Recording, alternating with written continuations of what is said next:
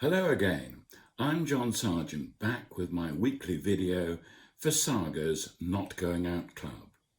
Winston Churchill famously made the English language a crucial weapon in the Second World War. He took aim and released it. We would fight on the beaches, on the landing grounds, in the fields, in the streets and in the hills. We shall never surrender. For me, born in 1944, just in time for D-Day, it's tempting to saddle up the old war horse and fling it into action against our new enemy, to use all the force of the English language to clinch our victory against the dreaded coronavirus. I've always lived in the shadow of the war. The first books I read were gripping memories of fighter pilots escaping prisoners of war, sailors in the Arctic convoys, and Monty at El Alamein. A few years ago, asked by the Daily Mail to describe my dream holiday, it seemed natural for me to go with my elder brother to Germany, to see for ourselves the great castle where our brave boys had been held, looming over the small town of Colditz. When I was a child, one of the big regrets was that I'd missed all the excitement. I do not need any encouragement to draw parallels with the Second World War, to speak of our nurses being on the front line, and to think of COVID-19 as a dastardly opponent we can only outwit with British pluck and guile. But this pandemic is quite unlike a conventional enemy. Our predicament is totally different from others we've had to face. And the English language seems hopelessly inadequate to describe the scale of this catastrophe.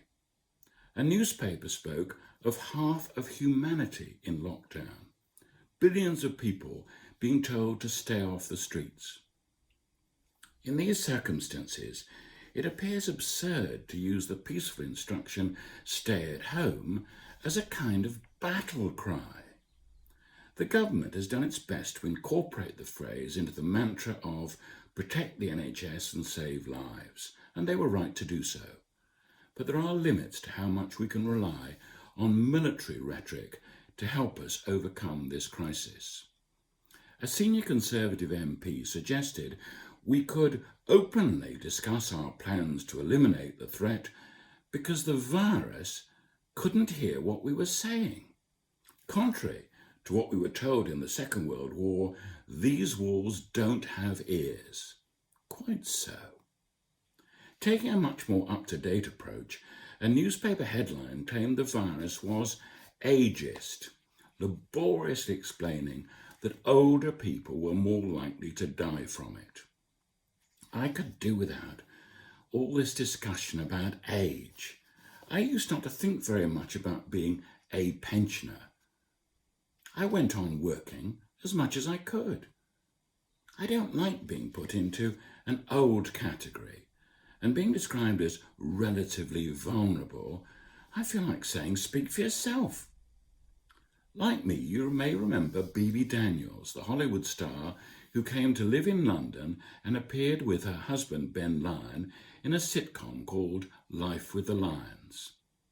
Whenever her birthday came round, she would unhesitatingly claim to be no more than 37. There's a lot to be said for that approach.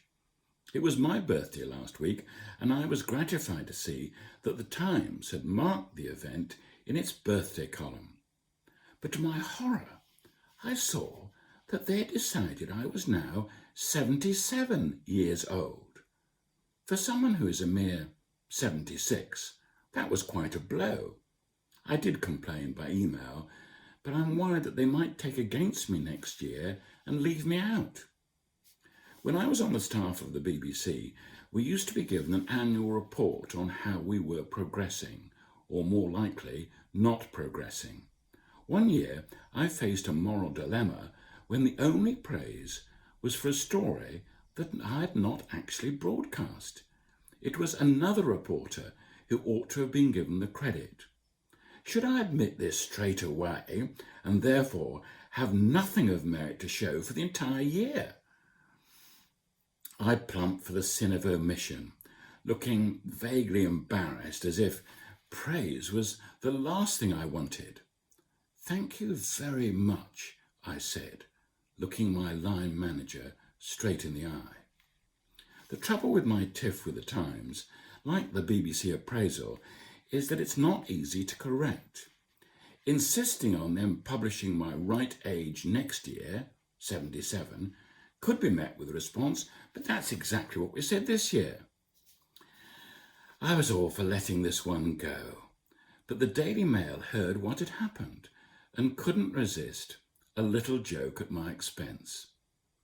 I have to admit, I was glad of the attention.